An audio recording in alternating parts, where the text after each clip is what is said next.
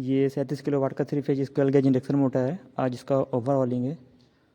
Overhauling में इसमें इसके जो वाइंडिंग में डस्ट बैठ गए हैं, तो इसके डस्ट को पेट्रोल के द्वारा साफ़ किया जाएगा और इसमें वार्निश किया जाएगा। ठीक है, तो इसके लिए इससे पहले मैं आपको थोड़ा सा कुछ जानकारी बता देता हूँ। ये मोटर का फ्रेम कहलाता है और ये इसका टर्मिनल है जहाँ पास 3 फेज सप्लाई दी जाती है मोटर की स्टेटर वाइंडिंग को। तो जैसे ही आप स्टेटर वाइंडिंग को सप्लाई देते हो तो इस स्टेटर वाइंडिंग में रोटेटिंग मैग्नेटिक फील्ड बनता है। ठीक है, और एक्चुअली में ये जो मोटर है ये 4 पोल मोटर है और इसमें जो स्लॉट है उसकी संख्या 48 है और ये डबल लेयर इसकी वाइंडिंग है।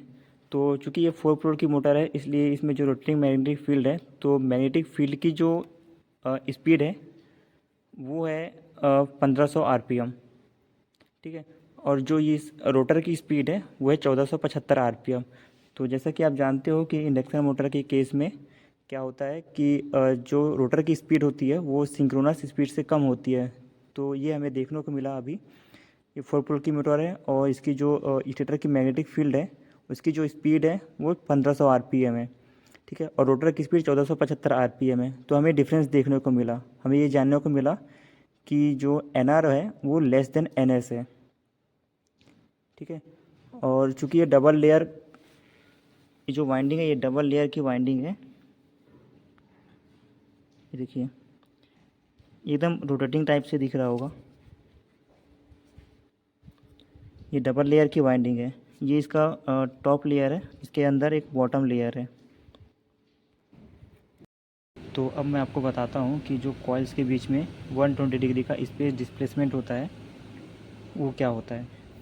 तो चूँकि ये 48 स्लॉट का मोटर है और 4 पोल का मोटर है, तो इसका मतलब ये है कि एक फेज के लिए 4 कॉइल का ग्रुप बनेगा और एक ग्रुप में 4 कॉइलें होंगी।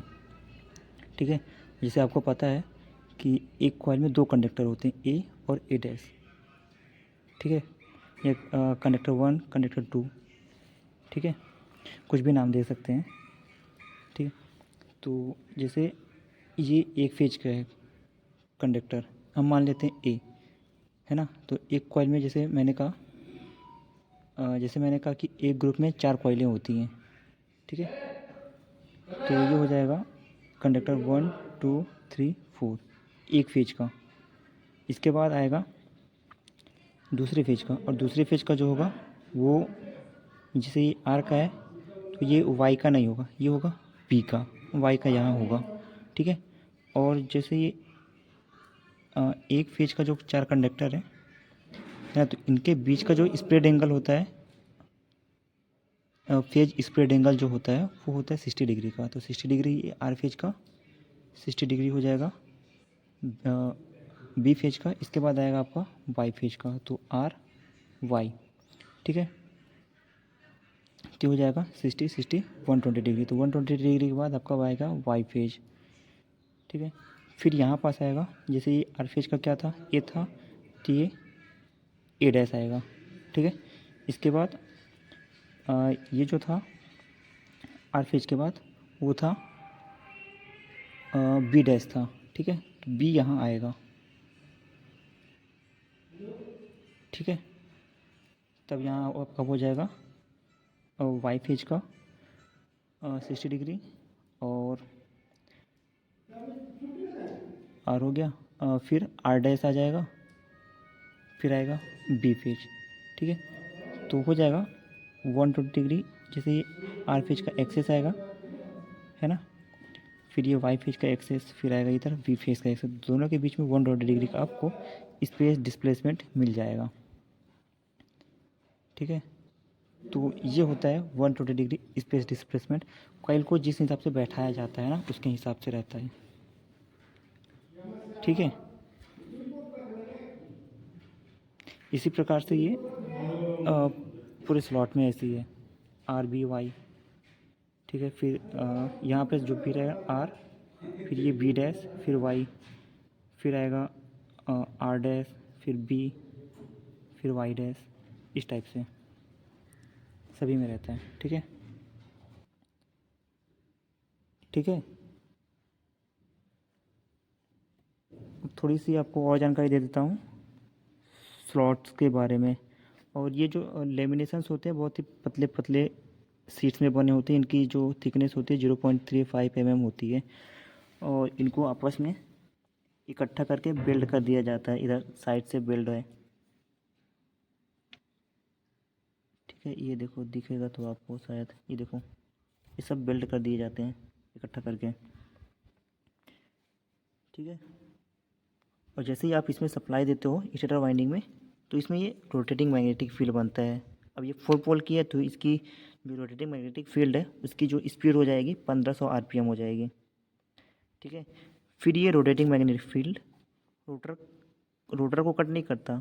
रोटर में जो कंडक्टर लगे हैं उसको कट जब करता है, तो उन कंडक्टर में फिर मैग्नेटिक फील्ड उसमें जैसे उसमें तो पहले फ्लक्स कट करेगा, तो चेंज इन फ्लक्स रोटर में EMF इंड्यूस होगा, ठीक है। मैं आपको दिखा देता हूँ। ये है रोटर, ये स्क्वेयर गेज रोटर है, और ये जो ये बार है और ये एंड रिंग है, तो एंड रिंग से इसको शॉर्ट कर दिया गया है। तो जब स्टेटर में आप सप्लाई दोगे तो स्टेटर वाइंडिंग में रोटेटिंग मैग्नेटिक फील्ड बनेगा। तो रोटेटिंग मैग्नेटिक फील्ड इस कंडक्टर को कट करेगा, तो इन कंडक्टर में पहले चेंज इन फ्लक्स हुआ ना, तो चेंज इन फ्लक्स के कारण इन कंडक्टर में पहले EMF बनेगा। अब ये शॉर्टेड है ना, तो EMF बनेगा तो क्या होगा, करंट प्रोड्यूस होगा, ठीक है। अब ये करंट जो है मेन कॉज का अपोज करेगा, ठीक है, जिस कारण से टॉर्क प्रोड्यूस होता है, ठीक है। वो अपोज करता है उस कॉज को पकड़ने के लिए, ठीक है। तो उसी को अपन टॉर्क बोलते हैं, और उस टॉर्क की वजह से ये रोटर जो है रोटेट होने लगता है, ठीक है। ये ऐसा ये एंड रिंग होता है और ये बार है। इसको भी 120 डिग्री पे स्पेस डिस्प्लेसमेंट में रखा जाता है अलग अलग फेज के लिए, ठीक है। तो अभी समझ में आया ना, पहले स्टेटर वाइंडिंग में मैग्नेटिक फील्ड बनेगा, इसके बाद इस रोटर कंडक्टर में मैग्नेटिक फील्ड बनेगा, ठीक है।